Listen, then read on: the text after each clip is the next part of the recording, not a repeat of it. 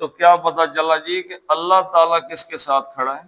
غریبوں کو غریبوں کے ساتھ نہیں کھڑا اللہ تعالیٰ، اللہ تعالیٰ ایمان والوں کے ساتھ کھڑا ہے، وہ غریب ہوں امیر ہوں کوئی بھی ہو،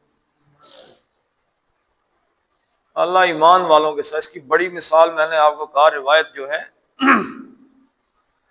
کہ اصحاب صفا جو تھے، غریب لوگ تھے، پیسے ایسے تو تھے نہیں، وہ جو ہدیہ تحفہ حضور صلی اللہ علیہ وسلم کے پاس آتا اس میں سے کھا لیتے تھے، کمائی شئی نہیں کرتے، ہر وقت دین کا کام سیکھتے رہتے تھے، قرآن کی اس آیت کا مطلب کیا، یہاں پہ حضور صلی اللہ علیہ وسلم نے کیا فرمایا، لکھتے رہتے تھے، پڑھتے رہتے تھے۔ تو حضرت صدیق اکبر رضی اللہ تعالیٰ عنہ کا مقام کیا ہے؟ افضل البشر بعد الانبیاء بالتحقیق ابو بکر صدیق رضی اللہ تعالیٰ۔ تو ان کی کس کے ساتھ گڑبڑ ہوگی؟ اصحاب صفا۔ اصحاب صفا کے ساتھ۔ اب اصحاب صفا فقیر آدمی تھے، انہوں نے آگے سے حضرت ابو بکر رضی اللہ تعالیٰ کے ساتھ بحث شروع کر دی، بحث میں آوازیں اونچی ہو گئی۔ حضرت صدیق اکبر رضی اللہ تعالیٰ کو محسوس ہوا کہ شاید انہوں نے میرے ساتھ کوئی گستاخی بدتمیزی کی گفتگو کی، تو وہاں پہ تو انہوں نے کچھ نہیں کہا، لیکن حضور صلی اللہ علیہ وسلم کے پاس تشریف لائے، یا رسول اللہ صلی اللہ علیہ وسلم، اصحاب صفا نے تو میرے ساتھ ایسے کلام کیے۔ حضور نے کیا فرمایا؟ حضور صلی اللہ علیہ وسلم نے فرمایا ابو بکر کہیں ان کو ناراض کر کے تو نہیں آ گئے؟ کیوں؟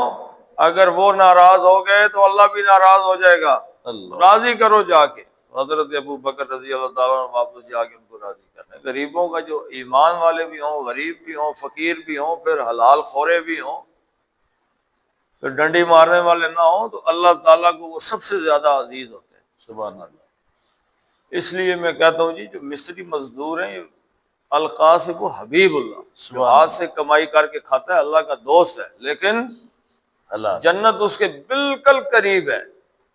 غریب بندے کے جنت بالکل سامنے ہے۔ اگر وہ آ جائے نا اس بات پہ کہ میں نے حرام نہیں داخل ہونے دینا، گڑبڑ نہیں کرنی، تو اس کا تیسرا قدم جنت میں ہے۔ جن کے پاس ہے نا زمینیں، جائیدادیں، پیسے، دولت، عیاشی، مقام، یہ وہ، اصل مار ان کو پڑنی ہے۔ غریب آدمی تو ایسے جائے گا، لیکن غریب بھی اگر یہ کر رہا ہے، اگر ریڑھی والا بھی جھوٹا فروٹ دے رہا ہے، گڑبڑ کر رہا ہے، تو اس کو امیر سے زیادہ مار پڑے گی۔